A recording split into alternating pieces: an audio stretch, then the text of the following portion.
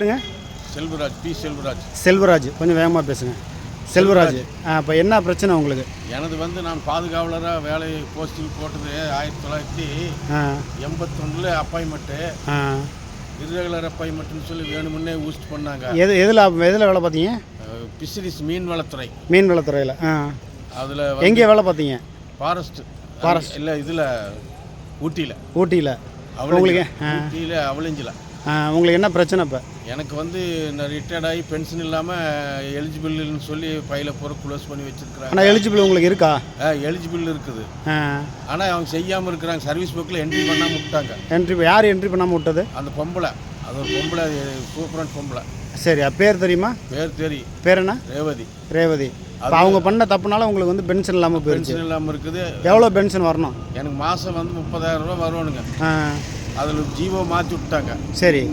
GO பழைய ஆளை போய் புது சர்வீஸில் பதிவு பண்ணிட்டாங்க. சரி. பழைய ஆளை போய் புது சர்வீஸில் பண்ணனால எனக்கு இப்போ பென்ஷன் இல்லாமல் ரொம்ப வாழ்வாதாரம் பூரா பயங்கரமான கஷ்டமான சூழ்நிலையில் ரிட்டையர்ட் ஆகி 7 வருஷம் ஆச்சு.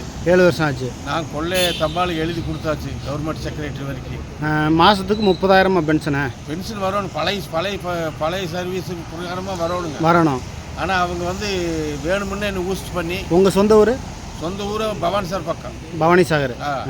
ஊட்டியில் அங்கே இப்போ 7 வருஷமாக உங்களுக்கு பென்ஷன் கிடைக்கல? பென்ஷன் வரலைங்க. நான் பல முறை எல்லாத்துக்கிட்ட தபால். இது சம்மந்தமாக முன்னாள் முதலமைச்சர்கிட்ட அப்போ இருந்த அதிமுகவில் முறையிட்டீங்களா? அந்த மினிஸ்டர்கிட்ட கொடுத்தது ஜெயக்குமார் அவனும் எடுக்கல. இப்போ இருக்க திமுக கிட்ட முறையிட்டீங்களா? திமுக கிட்ட ஏகப்பட்டது கொடுத்து கோர்ட்டில் ஜட்ஜ்மெண்ட் ஆகி கூட ரிஜெக்ட் பண்ணி வச்சிருக்கிறாங்க.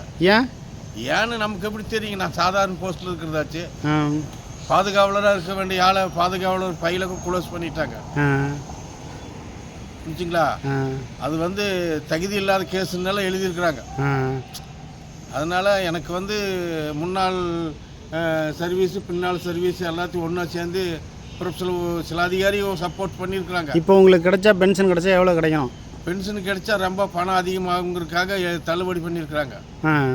புரிஞ்சிங்களா? ஒருத்தருக்கு மட்டும் பண்ணியிருக்காங்களா இல்லை தமிழ்நாடு ஃபுல்லாக பண்ணியிருக்காங்க? எல்லாத்துக்கும் கொடுத்துட்டாங்க. என்றது ஒன்று தான் இப்படி இழுத்துட்டு இருக்குதுங்க. உங்களை ஒரு இது மட்டும்? ஆமாம், எனது ஒன்றுக்கு மட்டும் தான் இழுத்துட்டு இருக்குது. வேற யாரும் அதிகாரி எல்லாம் போய் பார்த்தீங்களா? அந்த வனத்துறை சம்மந்தமா, கலெக்டர் சம்மந்தமா சந்திச்சாச்சுங்க. இப்போ ஒரு அதிகாரி சப்போர்ட் பண்ணுறாங்க.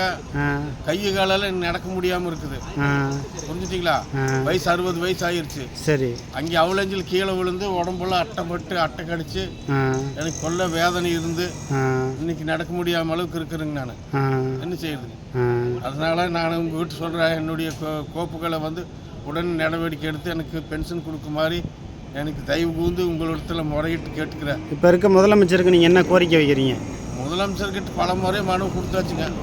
முதலமைச்சர் தனிப்பிரிவில் கொள்ள கொடுத்தாச்சு. பூரா நிராகரிச்சுட்டு இருக்கிறாங்க.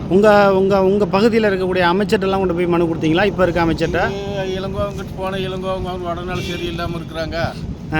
அப்புறம் யாரையும் போய் பார்க்கறது ஒன்றும் இல்லைங்க. நம்ம சப்ஜெக்ட் சொல்லிட்டு இருக்கிறோங்க. நீங்கள் பேசுங்க. அதனால இப்படி இருக்குதுங்க. நம்ம நிலைமை ரொம்ப மோசமான நிலையில இதெல்லாம் நடக்க முடியாத அளவுக்கு இருக்குதுங்க. நடக்க முடியாதுங்க. காலுக்கெல்லாம் நடக்க முடியாது. ஆமாங்க, கீழே விழுந்தது. அவளஞ்சில் கீழே விழுந்து அடிபட்டது. வாழ்வாதாரமே சீரழிவு பட்டுச்சு. 30 வருஷம் சர்வீஸ் பண்ணதுன்னு இர்ரெகுலர் அப்பாயின்மெண்ட் வேணுமுன்னு ஊஸ்ட் பண்ணது. என்ன மாதிரி இருக்கிற ஆளுகளுக்கெல்லாம் போஸ்டிங் கொடுத்துட்டாங்க. வயல பயங்கரமாக முறையில்லாமல் பண்ணியிருக்கிறாங்க. அது பண்ண அந்த ரேவதிங்கிறவங்க பண்ணியிருக்காங்க. ரேவதி, விஜயகுமார் முண்டி அவன், அப்புறம் இன்னொரு ஆள் யார், ஆறுசாமி. அவங்களாம் ரிட்டையர்ட் ஆகிட்டாங்க. அவங்களும் வனத்துறையில் தான் இருந்தாங்க. இல்லைங்க, இப்போ ஃபாரஸ்ட் ஃபிஷரிஸ் இருந்ததுங்க அப்போ. இப்போ கால்நடை பராமரிப்பு மீன் வளத்துறைங்கிறாங்க சொல்கிறாங்க. இப்போ எனக்கு ஃபைல் க்ளோஸ் பண்ணிட்டாங்க. நாங்கள் இப்போ ஹெட் டிபார்ட்மெண்ட்டில் போய் கேட்டாலும் ஃபைல் க்ளோஸ் பண்ணிட்டோம், நாங்களாம் ஒன்றும் பண்ண முடியாது அப்படின்ட்டாங்க. உங்கள் முழு பேர் என்ன? செல்வராஜ். இந்த செய்தியை நம்ம போடுவோம் ஐயா. செய்தி போட்டதுக்கப்புறம் என்ன நடக்குதுன்னு பார்ப்போம். அடுத்த கட்டமாக நம்ம அது பண்ணுவோம். சரிங்களா? சரி, ரொம்ப தேங்க்ஸ். ரைட்.